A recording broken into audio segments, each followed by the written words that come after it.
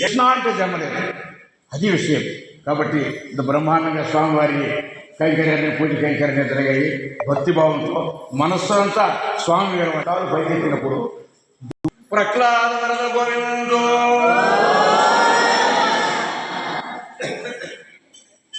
ఇవన్నీ కార్తీక మాసం ప్రత్యేకత.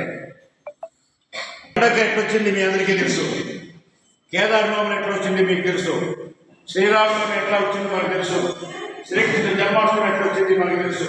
అన్ని ప్రతిదానికి ఒక కారణం ఉంటుంది. దానికి ముందు ఎంత కథ ఉంది. రుక్మిణి దేవి శ్రీకృష్ణ పరమాత్మ పెళ్లి చేసుకున్నాడు, దానికి కృష్ణుడు అది కదా, దానికి ఉంటుంది. ఈ కార్తీక మాసం ప్రత్యేకత ఎవరు చెప్పారు, ఎవరెవరికి చెప్పారు, ఎట్లా చెప్పారు అనే విషయాన్ని ఒక 5 నిమిషాలు. పూర్వము నైమిషారణ్యంలో